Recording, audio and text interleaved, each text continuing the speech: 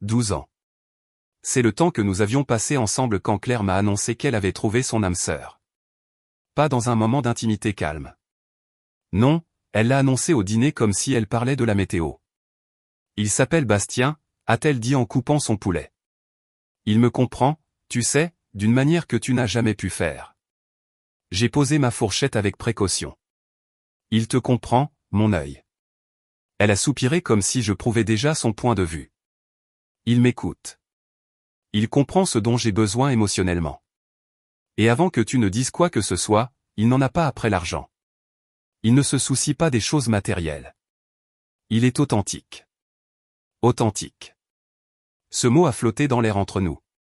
Donc, tu vois quelqu'un, ai-je dit, ce n'était pas une question. Ce n'est pas comme ça. Nous n'avons rien fait de physique. C'est plus profond. C'est une connexion au niveau de l'âme. Elle m'a regardé alors, et j'ai pu voir qu'elle y croyait vraiment. Je pense que j'ai besoin d'explorer cela, voir où ça mène. Tant que nous sommes encore mariés, je suis honnête avec toi sur mes sentiments. N'est-ce pas ce que tu as toujours voulu? De la communication? J'ai failli éclater de rire. La communication, c'est ça? 12 ans que je me tuais à la tâche 50 heures par semaine pendant qu'elle se cherchait à travers des retraites de yoga et des passe-temps coûteux les uns après les autres. 12 ans que je payais les factures médicales de son père et sa maison de retraite médicalisée privée non remboursée par la Sécu. 12 ans de compte joint qu'elle seule utilisait. Mais je n'ai rien dit de tout cela. Pas encore. Parle-moi de lui, ai-je dit à la place. Elle s'est illuminée immédiatement. C'est un photographe freelance, très artistique. Il vit simplement, n'a pas besoin de grand-chose. C'est ce que j'admire le plus, son authenticité. Il m'a montré qu'il y a plus dans la vie que d'accumuler des objets. J'ai hoché la tête lentement. Et il sait que tu es marié. Bien sûr, j'ai été totalement transparente avec lui. Il respecte le fait que nous devions gérer cela avec maturité. Maturité? Ai-je répété. Elle a tendu la main à travers la table, a touché la mienne.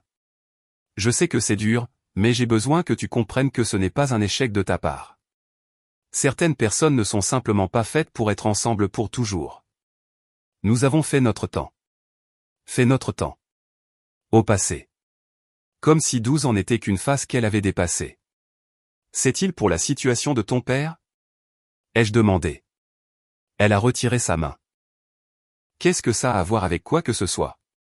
Je suis juste curieux de savoir si Bastien, l'authentique non matérialiste, sait que les frais de l'EHPAD privé de ton père s'élèvent à environ 7500 € par mois ou que je couvre cela depuis 3 ans. Sa mâchoire s'est crispée. C'est complètement séparé, non? Tu essaies de ramener ça à l'argent. Ce n'est pas le cas.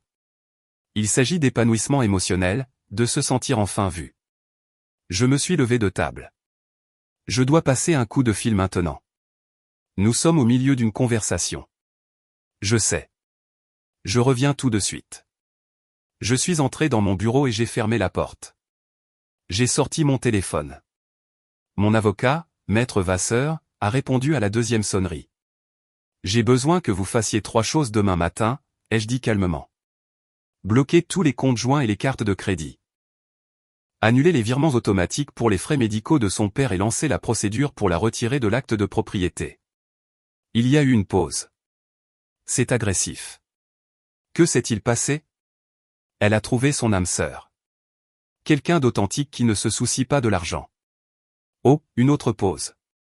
La maison est uniquement à votre nom en raison de son interdiction bancaire à l'époque. Correct. Alors légalement, nous pouvons procéder. Le blocage des cartes prendra un jour ouvrable. Les paiements médicaux, je peux les arrêter immédiatement. La situation de l'acte notarié prendra environ une semaine pour la paperasse. Parfait.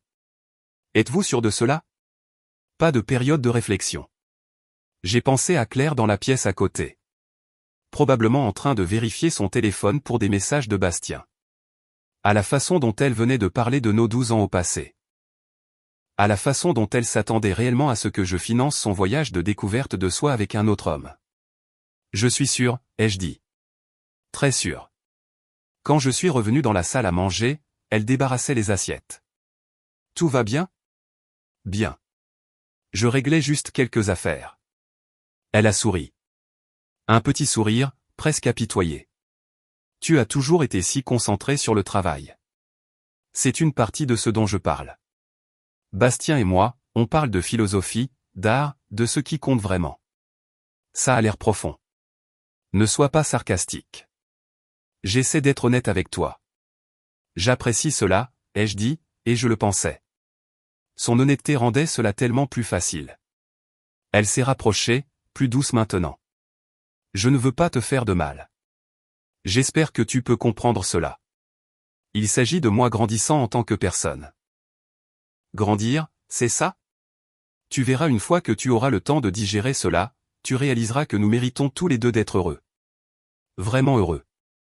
Je l'ai regardée alors, cette femme que j'avais soutenue pendant 12 ans, qui n'avait jamais eu un emploi à temps plein pendant tout ce temps, qui avait dépensé sans compter pour des cours, des voyages et des causes pendant que je gérais chaque facture, chaque responsabilité, chaque obligation d'adulte.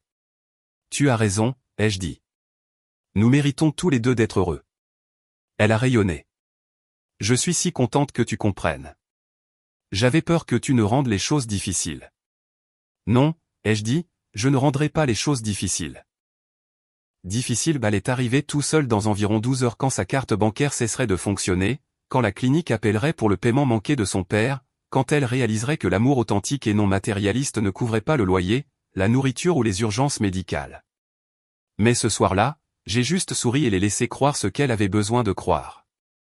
Le jeu venait juste de commencer, et contrairement à Claire, je planifiais mes coups soigneusement depuis des années. Elle ne le savait juste pas encore. Les 48 heures suivantes ont été intéressantes. Je suis allé travailler comme d'habitude. Je suis rentré comme d'habitude.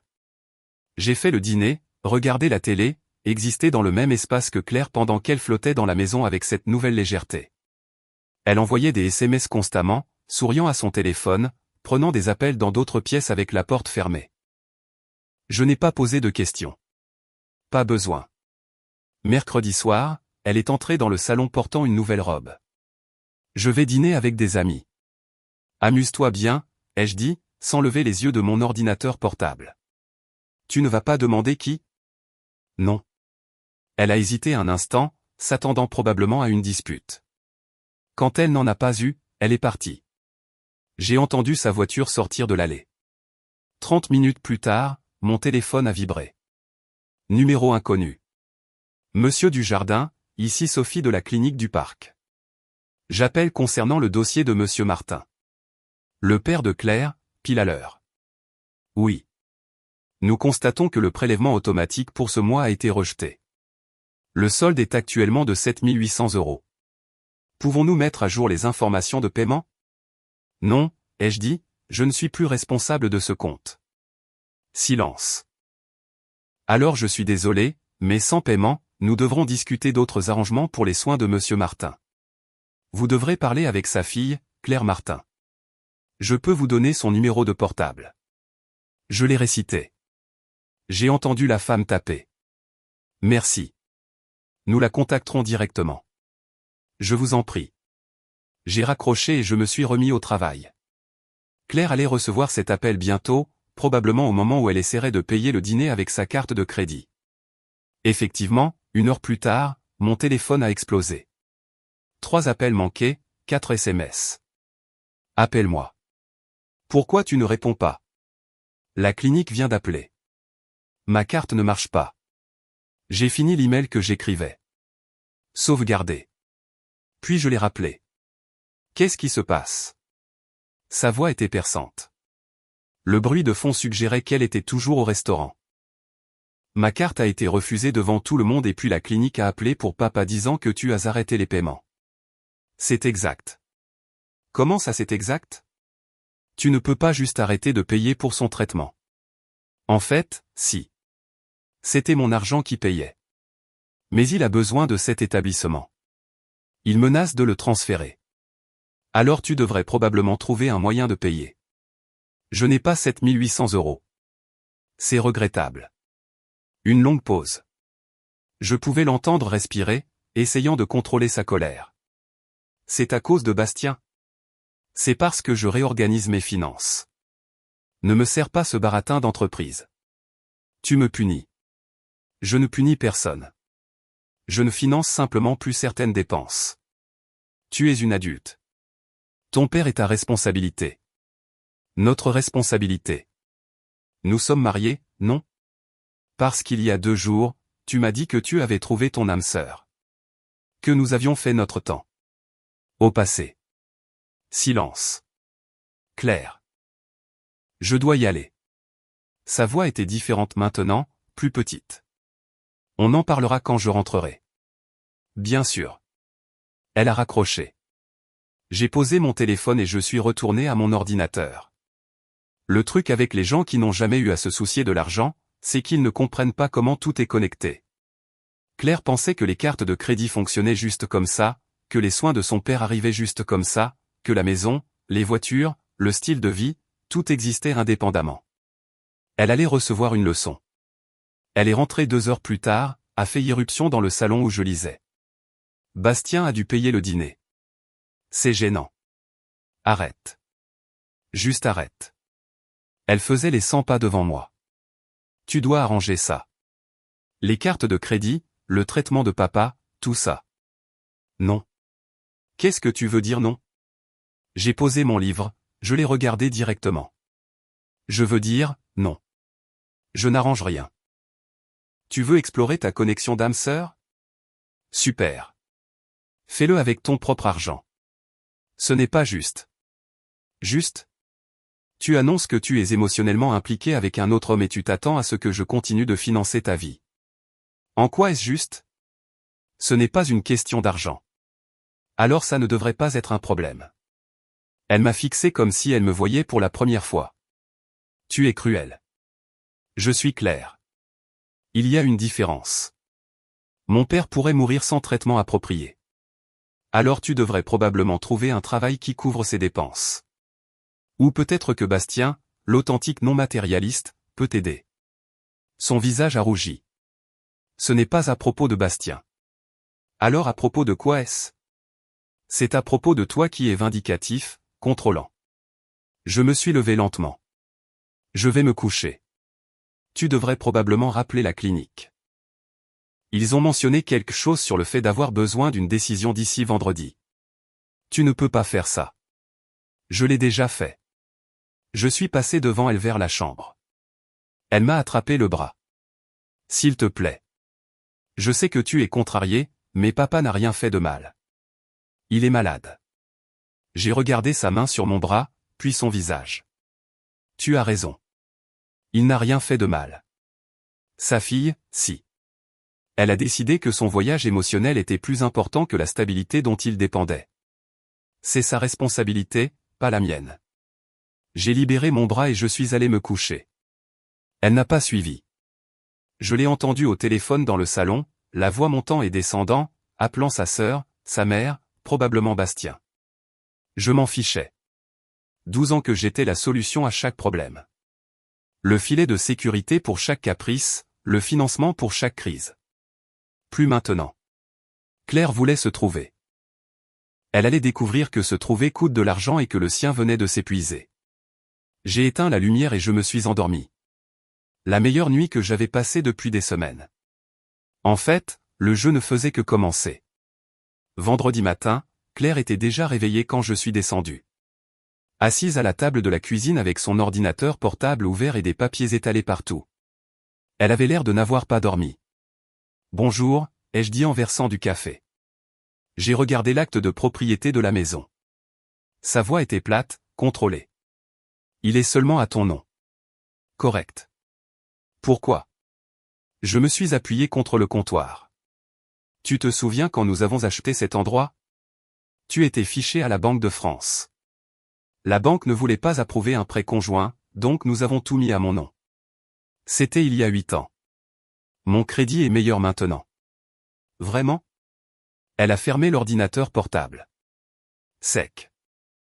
Tu sais ce que je pense? Je pense que tu as planifié ça. Garder tout séparé pour pouvoir me contrôler. J'ai gardé tout séparé parce que c'est ce que la banque exigeait. Si tu veux réécrire l'histoire, vas-y. Mais les faits sont les faits. Alors qu'est-ce qui se passe maintenant? Tu me mets juste à la porte. Ça dépend. De quoi? De ce que tu veux faire. Si tu veux rester marié, nous pouvons discuter d'une thérapie de couple. Si tu veux poursuivre ton âme sœur, nous procédons à la séparation. Ton choix. Elle a ri. Amer, tranchant. Thérapie. Après que tu aies coupé les soins médicaux de mon père. Je n'ai rien coupé. J'ai arrêté de payer pour ça. Il y a une différence. Sémantique. Précision. Nous nous sommes regardés à travers la cuisine. Cette femme avec qui j'avais construit une vie et qui me regardait maintenant comme si j'étais un étranger. J'ai parlé à un avocat hier. Elle a dit, bien. Tu devrais. Ça l'a surprise. Tu n'es pas inquiet? De quoi? Je n'ai rien fait d'illégal. La maison est à moi. Les comptes sont séparés. Tu es libre de poursuivre toutes les options légales que tu veux. Régime de la communauté. J'ai droit à la moitié de tout. Sens-toi libre d'essayer cet argument. Mon avocat dit que c'est plus compliqué quand l'un des conjoints a été financièrement dépendant pendant 12 ans tout en poursuivant activement une liaison.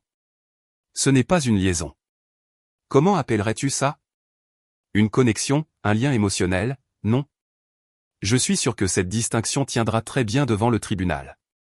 Surtout quand tu demandes de l'argent à la personne que tu as trahi émotionnellement. Son visage est devenu blanc. Tu vas rendre ça moche. Je ne rends rien moche. Je protège ce que j'ai construit, ce pourquoi j'ai travaillé. Tu veux sortir? Bien. Mais tu pars avec ce que tu as apporté. J'ai apporté 12 ans de ma vie. À faire quoi exactement? Des cours de yoga, des clubs de lecture, te trouver toi-même? Je t'ai soutenu émotionnellement. Vraiment? Parce que je semble me souvenir de beaucoup de critiques, beaucoup de plaintes sur le fait que je travaille trop, que je n'étais pas assez présent, que je ne comprenais pas tes besoins. J'ai posé mon café. Et maintenant je sais pourquoi. Tu me comparais à un photographe qui ne possède rien et appelle ça de l'authenticité. Ne parle pas de Bastien. Pourquoi pas? Tu l'as amené dans notre mariage. Ça semble juste de discuter de lui. Elle s'est levée, a rassemblé ses papiers. Je dois aller voir papa.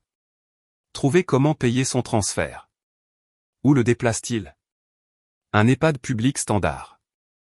C'est tout ce que je peux me permettre avec ce que la Sécu couvre. Je n'ai rien dit. Je l'ai juste regardé fourrer ses papiers dans un sac avec des mains tremblantes. Il a demandé après toi, a-t-elle dit doucement. Il voulait savoir pourquoi tu n'es pas venu le voir. Qu'est-ce que tu lui as dit? Que tu étais occupé par le travail, probablement mieux que la vérité. Elle a levé les yeux.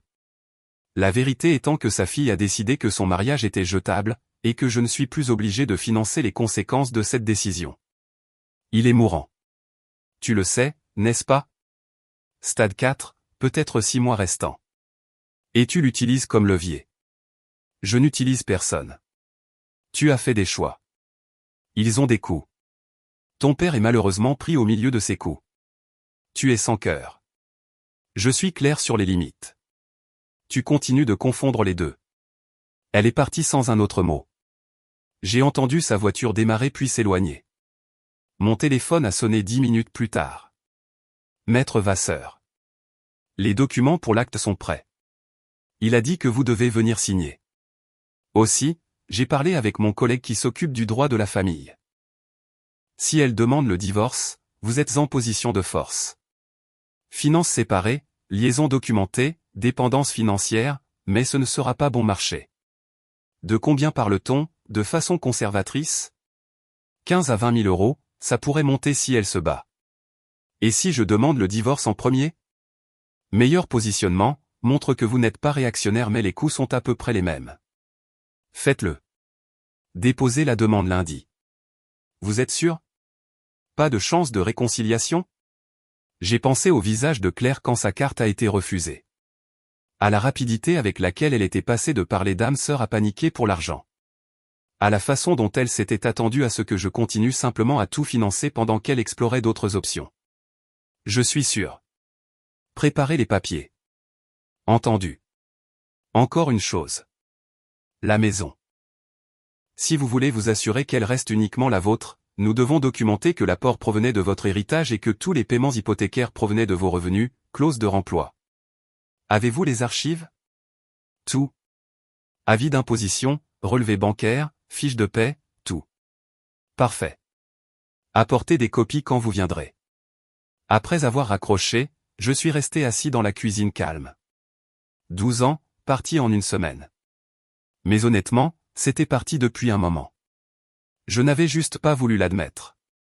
Claire est revenue ce soir-là, l'air épuisé. Elle ne m'a pas parlé, est allée directement dans la chambre. Je lui ai laissé de l'espace, j'ai fait à dîner pour moi-même, manger seul. Vers 21h, elle est redescendue. On peut parler? Bien sûr. Elle s'est assise en face de moi à la table. J'ai parlé avec Bastien aujourd'hui, je lui ai parlé de tout ce qui se passait, et il pense que peut-être nous sommes allés trop vite, que je devrais me concentrer sur ma situation familiale en ce moment. J'ai failli rire. Presque. Comme c'est pratique. Qu'est-ce que c'est censé vouloir dire? Ça veut dire que ton âme sœur authentique et non matérialiste a disparu à la seconde où ta situation financière est devenue compliquée. Timing intéressant. Ce n'est pas comme ça. Il est prévenant. Il est malin. Il a signé pour une femme mariée avec des ressources, pas une femme séparée avec des problèmes. Tu ne le connais pas. Je n'en ai pas besoin. J'ai déjà vu ça. Les gens qui parlent d'authenticité et de ne pas se soucier des choses matérielles, ce sont généralement les premiers partis quand l'argent vient à manquer. Elle est restée silencieuse un long moment. Qu'est-ce que tu veux de moi? Rien. Je veux que tu trouves ce que tu veux et que tu gères ensuite les conséquences de ce choix. Et si je veux réparer ce nous? Alors tu dois le prouver. Et je ne parle pas de mots. Je parle d'action, de choix, de changement. Comme quoi? Comme couper le contact avec Bastien. Comme trouver un emploi. Comme prendre la responsabilité de tes propres dépenses. Comme me montrer que tu accordes plus de valeur à ce mariage qu'à ton voyage de découverte de soi. Elle a baissé les yeux sur ses mains. C'est beaucoup. Ça s'appelle être un adulte dans un partenariat. Je le fais depuis 12 ans. À ton tour. J'ai besoin de temps pour réfléchir. Prends tout le temps dont tu as besoin, mais comprends bien quelque chose. Je n'attendrai pas pendant que tu réfléchis. Lundi, les papiers seront déposés. Tu peux soit faire partie de la solution, soit faire partie du passé. Elle s'est levée. Tu as changé. Non, ai-je dit, j'ai juste arrêté de faire semblant. Je n'avais pas remarqué à quel point les choses étaient devenues unilatérales. Elle est remontée. J'ai entendu la porte de la chambre se fermer. Je suis resté là dans la cuisine à boire du café froid, pensant à la rapidité avec laquelle tout change quand on cesse d'être pratique. 12 ans à être le fiable, le pourvoyeur, le filet de sécurité, et en une semaine, elle avait tout brûlé. Poursuivant quelqu'un qui s'est volatilisé au moment où être son âme sœur nécessitait un sacrifice réel. Je ne me sentais pas victorieux, juste fatigué. Mais au moins, je me sentais clair. Lundi allait être intéressant. Lundi est arrivé plus vite que Claire ne s'y attendait.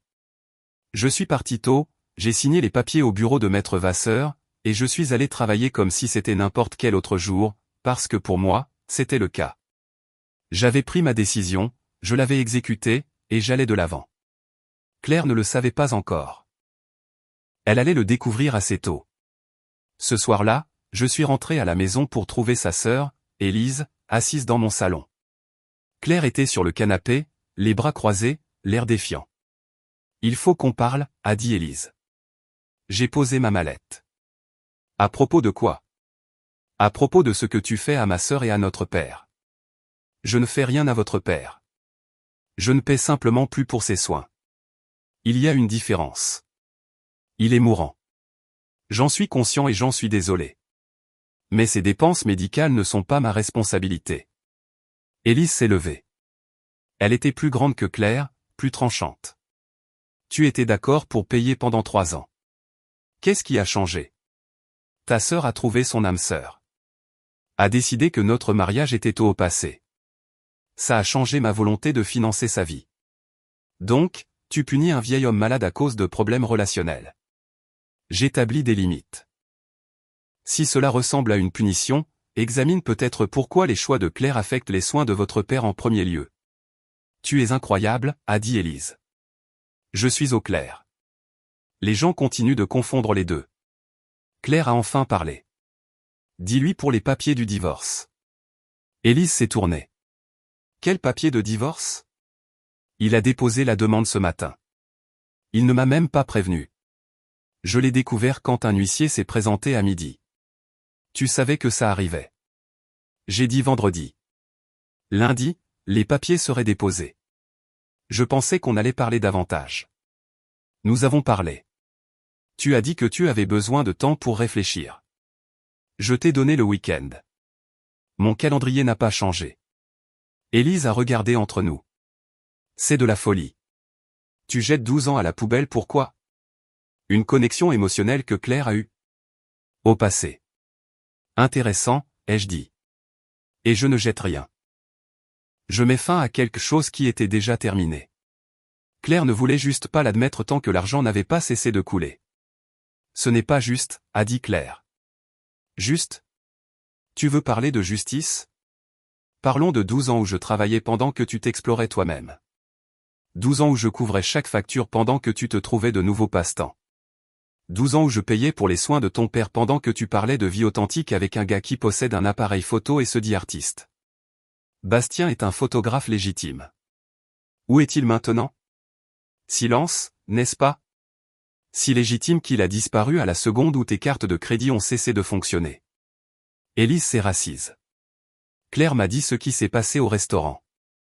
T'as-t-elle dit comment elle m'a présenté le concept de son âme sœur? Au dîner, nonchalamment, comme si elle discutait d'un nouveau cours de yoga. Elle a dit que tu ne répondais pas à ses besoins émotionnels. Je ne répondais pas à ses besoins émotionnels. Fantastique. Et à quoi répondait-elle exactement? Parce que de là où je suis, j'ai répondu à tous les besoins pratiques tout en ne recevant rien d'autre que des critiques en retour. Le mariage, c'est plus que payer des factures, a dit Élise. Tu as raison. C'est aussi à propos de la loyauté, du respect, pas de chercher des remplaçants pendant que ton conjoint finance ta vie. La voix de Claire s'est brisée. Je ne cherchais pas un remplaçant. Je suis tombée amoureuse en 12 jours. Tu as rencontré Bastien il y a 12 jours à une expo photo. J'ai vérifié ton calendrier. 12 jours et tu es tombée amoureuse. Mais 12 ans avec moi n'étaient pas suffisants pour mériter une honnêteté basique. Elle avait l'air stupéfaite. Tu as fouillé dans mon calendrier. C'est un calendrier Google partagé. Tu m'as littéralement donné l'accès. Mais bien sûr, faisons une question de vie privée au lieu de parler de toi tombant amoureuse de quelqu'un que tu connais à peine. Élise a levé les mains. Ce n'est pas productif. Claire, peut-être que tu devrais rester chez moi pendant un moment. Laissez les choses se calmer. Elle peut rester où elle veut, ai-je dit, mais elle ne prend rien qui soit à moi. La maison, la voiture est à mon nom. Les meubles, je les ai payés. Elle part avec ce qu'elle a apporté. Tu ne peux pas la virer de sa propre maison. Ce n'est pas sa maison. C'est ma maison. Son nom n'est pas sur l'acte. Il ne l'a jamais été parce que son crédit était mauvais. Correct. Et de qui était-ce la faute? La mienne pour l'avoir permis ou la sienne pour avoir créé la situation en premier lieu? Claire s'est levée. Je vais chercher des vêtements. Ensuite, je pars. Prends ce dont tu as besoin, ai-je dit. Elle est montée à l'étage. Élise est restée à me fixer. Tu as vraiment bien réfléchi à tout ça, a-t-elle dit doucement. J'ai eu 12 ans pour y réfléchir. Je ne voulais juste pas admettre ce que je voyais, qui était que j'étais pratique, une fondation stable sur laquelle elle pouvait construire ses rêves. Mais je n'ai jamais fait partie de ses rêves, juste le mécanisme de financement. Elle t'aime. Elle aime ce que j'ai fourni. Il y a une différence. Élise s'est levée. Tu vas le regretter. Peut-être, mais j'en doute. Claire est redescendue avec 2 valises. Elle ne voulait pas me regarder. Je reviendrai pour le reste de mes affaires, a-t-elle dit. Bien, préviens-moi quand, pour que je puisse être là. Elles sont parties. La maison est devenue silencieuse. Je suis resté dans le salon un moment, respirant simplement le silence. Mon téléphone a vibré, un texto d'un numéro inconnu. Sébastien. On devrait parler.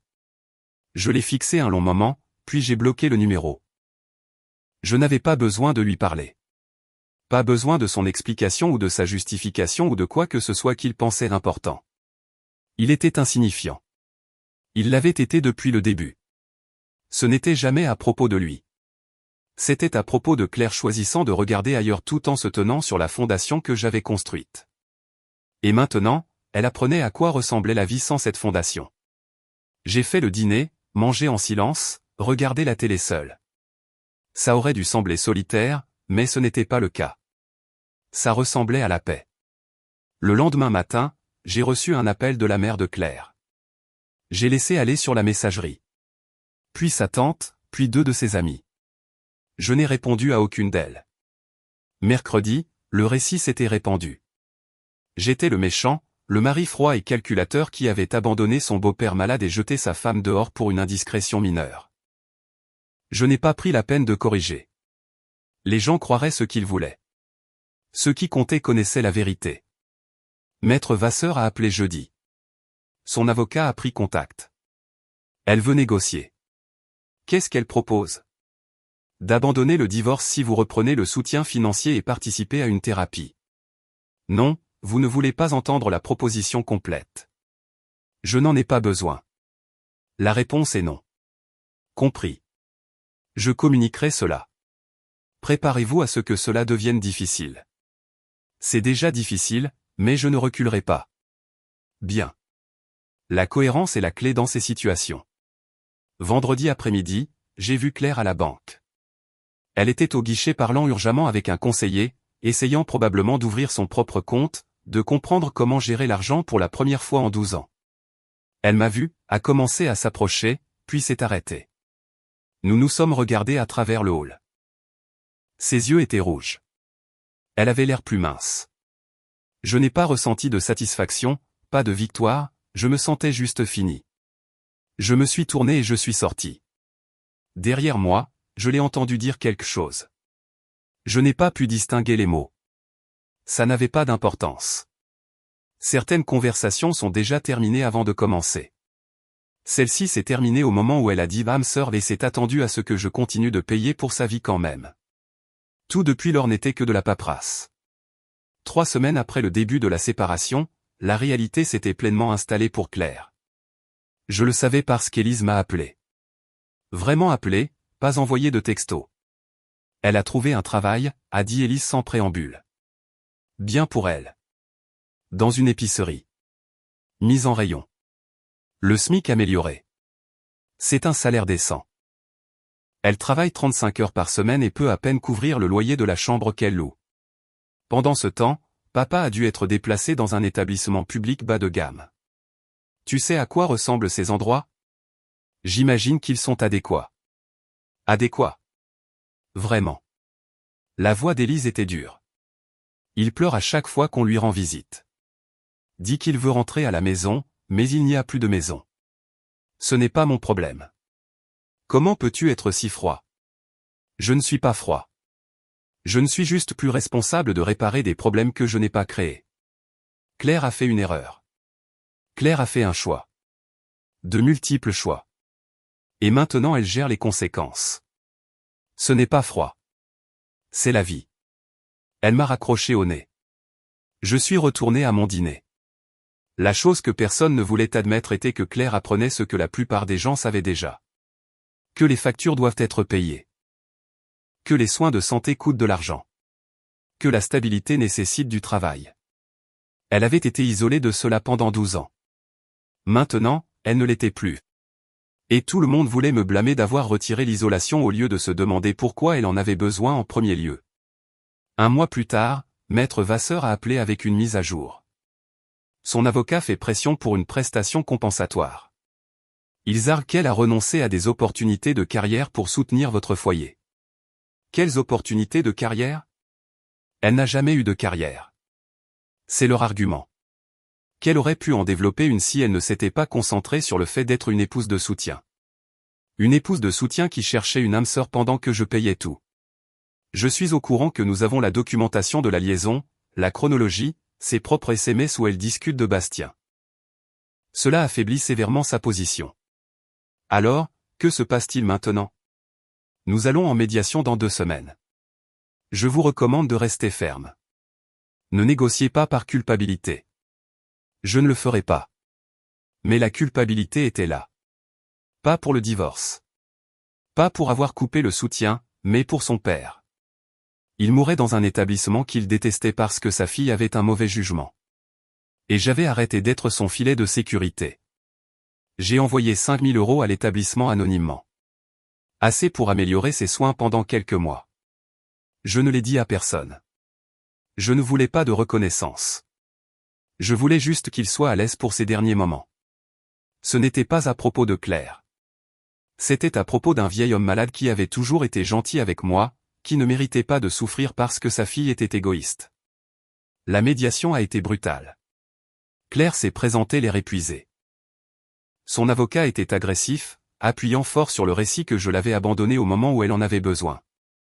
Maître Vasseur a détruit ce récit en 10 minutes. Relevé bancaire montrant 12 ans où je couvrais tout. Son historique d'emploi montrant des trous mesurés en années, pas en mois. Des SMS où elle discutait de sa connexion d'âme avec Bastien tout en planifiant des week-ends sur mes cartes de crédit. Votre cliente, a dit Maître Vasseur calmement, menait une liaison émotionnelle tout en étant financièrement dépendante de mon client. Elle a ensuite exigé qu'il continue de financer son style de vie pendant qu'elle explorait cette relation. Quand il a refusé, elle crie à l'abandon. Ce n'est pas comme ça que ça marche. Son avocat a essayé plusieurs autres angles. Tous ont échoué. À la fin, Claire pleurait. Pas des larmes manipulatrices. De vraies larmes brisées.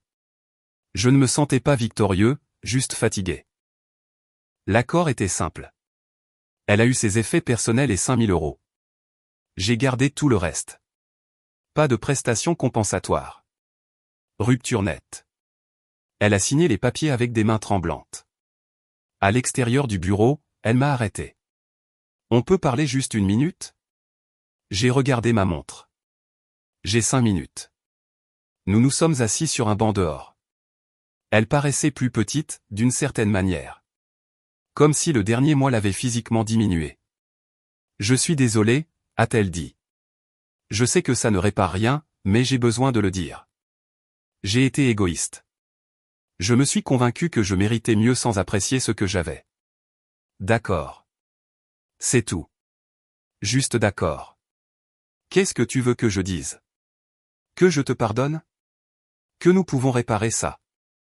Nous ne pouvons pas. Tu as brûlé ce pont quand tu as décidé que j'étais remplaçable. Bastien était un fantasme. Je le sais maintenant. Il a arrêté de répondre à mes appels après la 2e semaine. Je sais. Elle a levé les yeux. Comment ? Parce que les gens qui parlent d'authenticité et de ne pas se soucier des choses matérielles sont généralement les premiers partis quand les choses deviennent difficiles. Je te l'avais dit. Elle a essuyé ses yeux. J'ai pris un 2e travail. La nuit dans un entrepôt. J'essaie d'économiser pour déplacer papa dans un meilleur établissement. C'est bien. L'endroit public est horrible. Il a perdu 7 kilos. Ne me reconnaît pas la moitié du temps. Je n'ai pas mentionné le paiement anonyme. Je ne voulais pas qu'elle sache. Je suis désolé qu'il souffre, ai-je dit. Et je le pensais. L'es-tu ?